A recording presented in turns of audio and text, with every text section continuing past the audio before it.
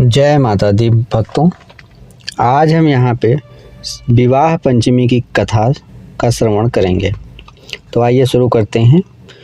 विवाह पंचमी के दिन भगवान राम और देवी सीता का विवाह हुआ था, इसलिए इस दिन को भगवान श्री राम और देवी सीता के विवाह की वर्षगांठ के रूप में मनाया जाता है। विवाह पंचमी हिंदू धर्म के अनुयायियों द्वारा मनाया जाने वाला एक अत्यंत लोकप्रिय पर्व है।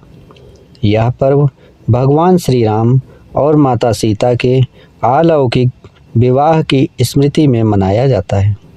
हिंदू पंचांग के अनुसार यह पर्व मार्गशीर्ष महीने के शुक्ल पक्ष की पंचमी तिथि को मनाया जाता है। यह पर्व विशेषतः मिथिला एवं अयोध्या सहित संपूर्ण भारत में अत्यंत श्रद्धा और भक्तिपूर्वक मनाया जाता है। श्री रामचरितमानस, वाल्मीकि रामायण तथा अन्य ग्रंथों में इस दिव्य अलौकिक विवाह का विस्तृत वर्णन प्राप्त होता है। जनकपुरी, जो कि वर्तमान में जनकपुर नेपाल में स्थित है, के राजा जनक की कन्या देवी सीता का विवाह अयोध्या नरेश दशरथ के पुत्र श्री राम से संपन्न हुआ था। राजा जनक ने देवी सीता के विवाह हेतु स्वयंवर आयोजित किया था।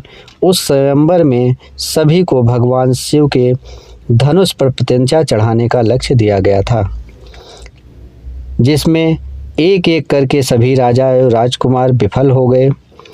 इसके पश्चात भगवान राम ने शिव धनुष पर प्रत्यंचा चढ़ाकर उसे भंग किया, जिसके परिणाम स्वरूप देवी सीता का विवाह भगवान राम से हुआ।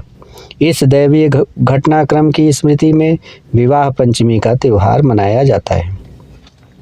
हिंदू धर्म ग्रंथों में प्राप्त वर्णन के अनुसार मार्गशीर्ष शुक्ल पक्ष की पंचमी के दिन जनकपुरी में राजवैभव के सहित यह दिव्य विवाह संपन्न हुआ था। इस पावन अवसर पर देवताओं ने पुष्प वर्षा की थी। ऋषि मुनि ब्राह्मण तथा अयोध्या मिथिला की प्रजा ने इस मंगल समारोह में शामिल होकर इसे उत्सव का रूप दिया था। इसलिए विवाह पंचमी को केवल एक पर्व ही नहीं अपितु दैवीय मंगल मिलन का क्षण माना जाता है। धार्मिक दृष्टि से विवाह पंचमी का विशेष महत्व है। इस दिन विवाहोत्सव का स्मरण करके भक्तगण भगवान श्री राम और माता सीता के प्रति अपनी भक्ति और श्रद्धा प्रकट करते हैं।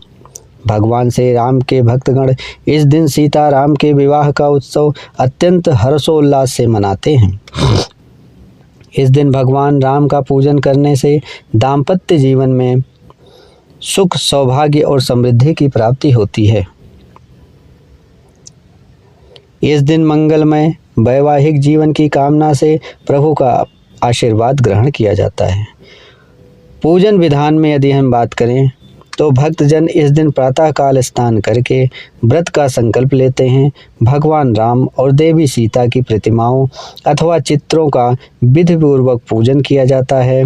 धूप, दीप, नैवेद्य, पुष्प, फल एवं पंचामृत से भगवान श्री राम और माता जानकी का अभिषेक किया जाता है। विवाह पंचमी की कथा के रूप में वाल्मीकि रामायण और तथा रामचरितमानस के सीता स्वयंवर एवं विवाह प्रसंग का पाठ किया जाता है।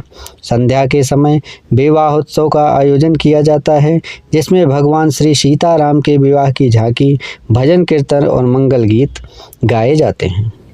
नेपाल के जनकपुर में विवाह पंचमी का पर्व विशेष रूप से मनाया जाता है।